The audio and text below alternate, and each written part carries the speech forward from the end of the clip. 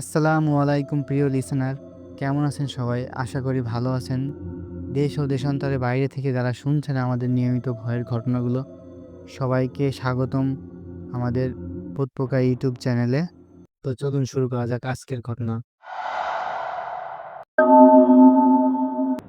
স্বাগতম লিসেনার আরও একটি নতুন ঘটনায়। ঘটনাটি যিনি পাঠিয়েছেন তিনি সঙ্গত কারণবশত নাম ঠিকানা কিছু প্রকাশ করতে অনিচ্ছুক। তো ক্ষমা সুন্দর দৃষ্টিতে দেখবেন। উনি যেভাবে লিখেছেন ঠিক সেভাবেই উপস্থাপন করছি। ২০১৮ সালের এক ভয়াল সকালে আমার জীবনে এমন এক ঘটনা ঘটেছিল যা আজও মনে পড়লে আমার হাত পা ঠান্ডা হয়ে আসে, গলা শুকিয়ে যায়। তারিখটা ঠিক মনে নেই, কিন্তু সেই সকালের প্রতিটা মুহূর্ত আমার মগজে এমনভাবে গেঁথে আছে যেন কেউ ছুরি দিয়ে খোদাই করে রেখেছে। আজও সেই কথা ভাবলে আমার গা শিউরে ওঠে, মনে হয় কে যেন আমার পিছনে এখনো দাঁড়িয়ে আছে। সেদিন ভোরের দিকে আমার ঘুম ভেঙে গেল একটা দুঃস্বপ্ন দেখে। স্বপ্নটা ছিল বেশ ভয়ঙ্করের চেয়েও বেশি। চারিদিকে ঘুটঘুটে অন্ধকার, আমি দৌড়াচ্ছি, পা যেন মাটিতে আটকে যাচ্ছে, আর পিছনে একটা বিশাল দানবীয় আকৃতির আমার দিকে ছুটে আসছে। তার চোখ দুটো জ্বলছে লাল আগুনের মতো, আর তার গর্জন আমার কানে পর্দা ফাটিয়ে দিচ্ছে মনে হচ্ছে। আমি চিৎকার করতে চাইছি, কিন্তু গলা দিয়ে কোনো কোনো প্রকার শব্দ বের হচ্ছে না। হঠাৎ ঘুম ভেঙে গেল। আমি ধরফর করে উপরে উঠলাম। বুকটা এমনভাবে ধকধক করছিল যেন হৃৎপিণ্ডটা বেরিয়ে আসবে। হাত দিয়ে বুকে চেপে ধরলাম। শ্বাস নিতে বেশ কষ্ট হচ্ছে। মোবাইলটা হাতে নিয়ে দেখি তখন সকাল ৮টা ৩ মিনিট বাজে।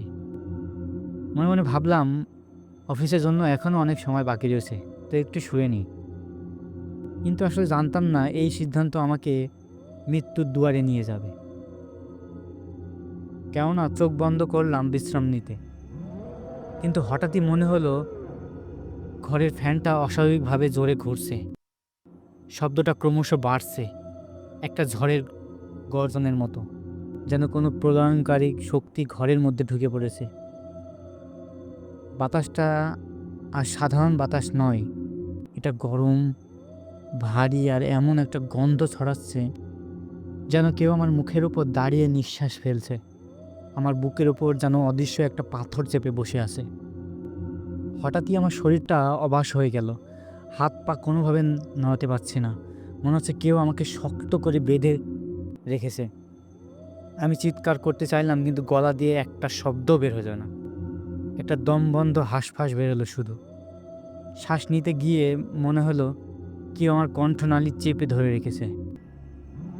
তখনই আমার মাথায় এলো যে আস্তাগফিরুল্লাহ পড়লে হয়তো বাঁচতে পারি। অনেক চেষ্টা করে জিহ্বা নাড়ানোর চেষ্টা করলাম। প্রাণপণ শক্তি দিয়ে ফিসফিস করে বললাম আস্তাগফিরুল্লাহ। সঙ্গে সঙ্গে কেউ যেন আমার শরীরের ওপর থেকে একটা ভারী পাথর সরিয়ে নিল। লাফ দিয়ে বিছানার উপর উঠে বসলাম। নিজেকে বোঝালাম যে এটা কোনো কিছুই না, হয়তো ঘুমের বিভ্রম। শান্ত হও, শান্ত হও, মনকে বোঝাতে থাকলাম।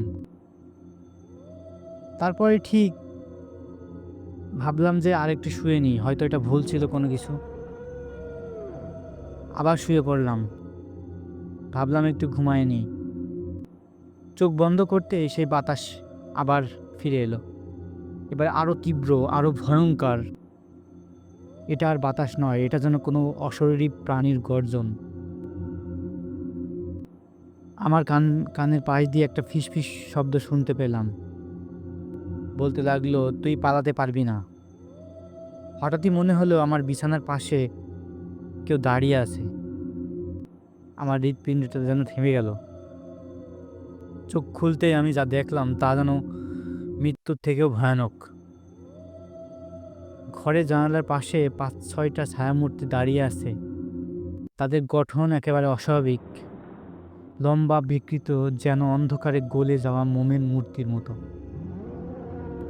তাদের মুখ ঝাপসা, কিন্তু একজনের মুখ স্পষ্ট, ঠিক যেন একদম আমার মায়ের মতো দেখতে।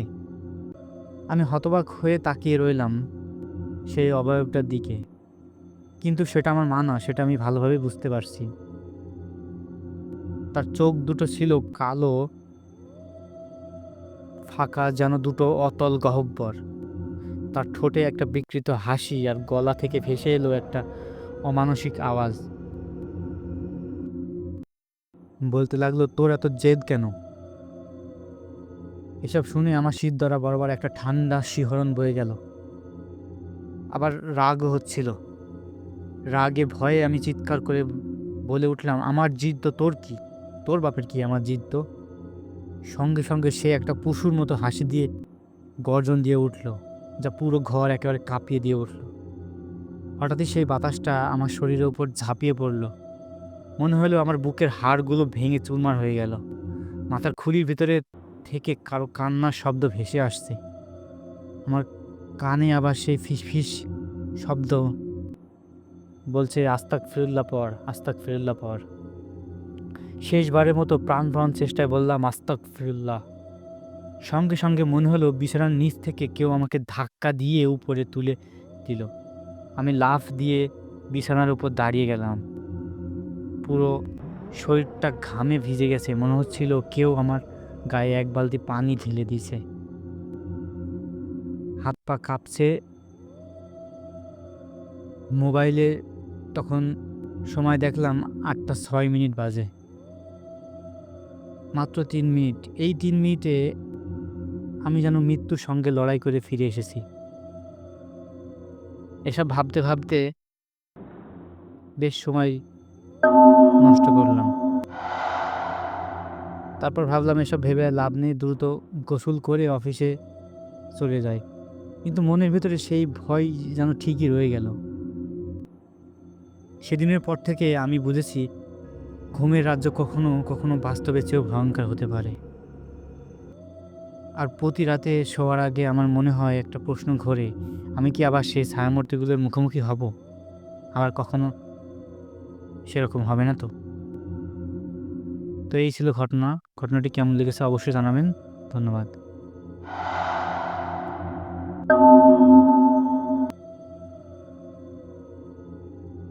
স্বাগতম লিসেনার আরও একটি নতুন ঘটনায়। ঘটনাটি পাঠিয়েছেন গিফারি ভাই। উনি যেভাবে পাঠিয়েছেন ঠিক সেভাবেই উপস্থাপন করছি। বলছেন গিফারি ভাই, ঘটনাটা প্রায় বছর খানিক আগের। একদিন স্কুল শেষ করে আমরা কয়েকজন বন্ধু মিলে ঠিক করলাম পাশের ভিটায় গিয়ে ক্রিকেট খেলব। ওই ভিটাটা নিয়ে অনেকে অনেক কথা বলতো, শোনা যেত। লোকজন বলতো ওখানে কিছু একটা আছে। কেউ নাকি লাল শাড়ি পরে হেঁটে যায় ওখানে রাত্রে, কেউ বা শুনেছে কান্নার শব্দ।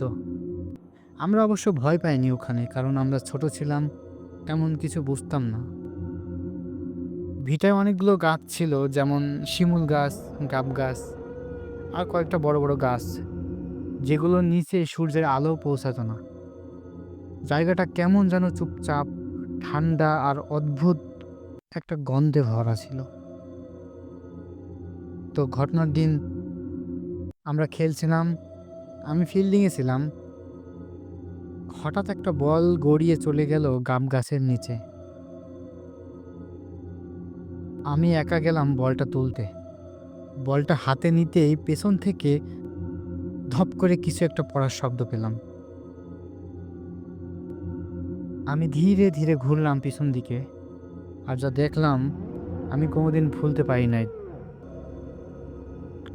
গাব গাছের ডালে একটা সাদা কাপড়ে মোড়ানো কিছু একটা ভাসছিল, মানুষের মতো, কিন্তু মানুষ না। মাথা নিচের দিকে ঝুলে আছে, মুখ পুরো অন্ধকার, চোখ নাই, মুখ নাই, কিছুই দেখা যাচ্ছিল না। শুধু কাপড়ে ঢাকা একটা মুখ, যেন কেউ ইচ্ছা করে মুখ লুকিয়ে রেখেছে। ওটা একদম চুপচাপ দুলছিল, কোনো শব্দ হচ্ছিল না। আমি দাঁড়িয়েছিলাম জমে যাওয়া শরীরের মতো। চোখের সামনে সব অন্ধকার হয়ে আসছিল আমার এসব দেখার পরে। হঠাৎ ওটার মাথা একটু নড়ল, আমার দিকে তাকানোর মতো। আমি আর কিছু না ভেবে দিলাম দৌড়। কান্না করতে করতে স্কুলে গিয়ে পড়ি। স্যার কিছু জিজ্ঞেস করেননি, শুধু বললেন, আজ মাছ খাবি না? ওই ভিটার দিকে আর যাবি না। আমার ঘটনা শোনার পর এসব কথা বললেন। সেদিন থেকে আর কখনো ওইদিকে যায়নি। অনেকের মুখে শুনেছি ভোরবেলা সেখানে একটা লাল শাড়ি পরা বউ নাকি দেখা যায়। পাতা ঝাড় দেয়, কিন্তু বাতাস একটুও নড়ে না। কেউ বলে রাত হলে গাছের ডালগুলো নাকি খুব জোরে নড়তে থাকে, যেন কোনো ঝড় হয় এমন কিছু। কিন্তু আমি জানি ওখানে কেউ ছিল না। ওটা মানুষ নয়, ওটা এখনো গাছের ডালেই আছে। আমি ওর মুখ দেখিনি, শুধু অন্ধকার দেখেছিলাম। খুব ঘন, নিঃশ্বাস বন্ধ করে দেওয়ার অন্ধকার। তো এই ছিল ঘটনা। ঘটনাটি কেমন লেগেছে অবশ্যই জানাবেন। ধন্যবাদ।